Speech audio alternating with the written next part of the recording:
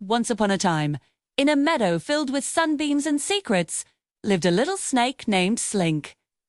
Slink was a handsome little fellow, with bright orange spots that dappled his back like tiny fallen autumn leaves. He was known throughout the meadow for one thing, above all else. He was always in a hurry. From the moment the sun peeked over the distant hills, Slink was on the move. He'd zip through the tall, green blades of grass, a flash of orange and energy. His friends, the ladybugs and the butterflies, would often call out, "Slink, where are you off to in such a rush?" But Slink would just wiggle his tail in a quick goodbye, too busy to stop and chat. He believed that the faster he moved, the more he would see, the more he would do. Life, for Slink, was a race, and he was determined to win it. One sunny afternoon, Slink was zipping along his favorite path, a well-worn trail that wound its way through a patch of wild clover. He was trying to beat his own personal record for getting from one end of the meadow to the other. Faster and faster, he went a blur against the green.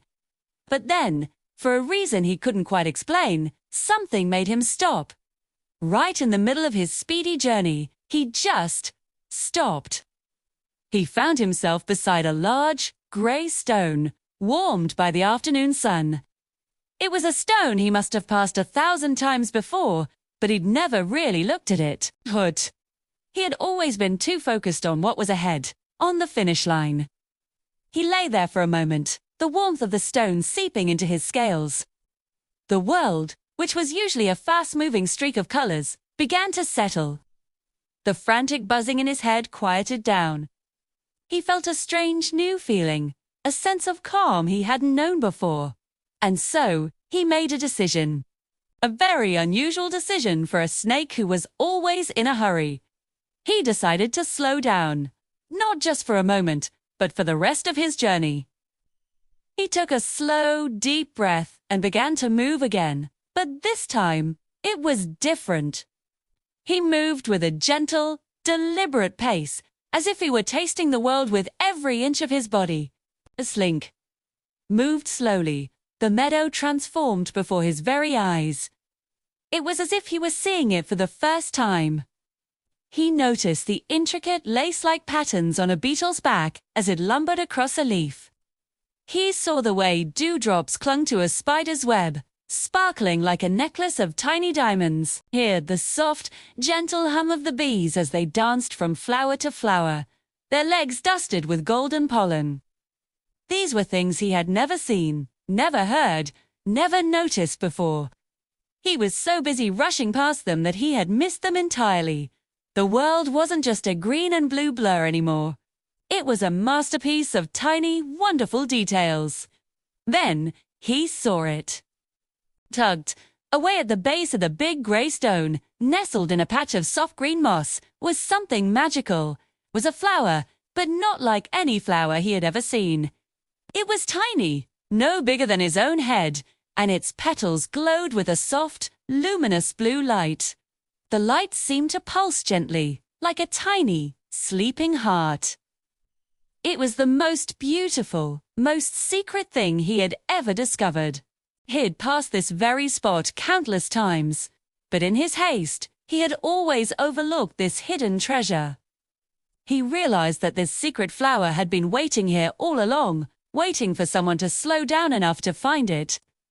Slink glided closer, his movements now as slow and graceful as a drifting cloud. He rested his chin gently on the soft, cool moss right beside the glowing flower. The moss felt like a velvet cushion. He watched the flower's soft blue light ebb and flow, casting a gentle glow on his face. The world felt quiet and peaceful. The frantic need to rush, to win, to be first, had melted away completely. In its place was a feeling of deep contentment.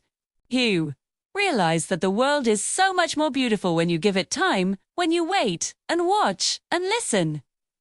The real treasures aren't at the finish line.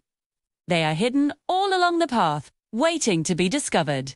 A single warm sunbeam broke through the leaves of a nearby fern, landing right on Slink. It was like a spotlight just for him and his secret flower. Shay. He felt the warmth on his scales and let out a long, happy sigh. He closed his eyes, no longer in a hurry to get anywhere at all.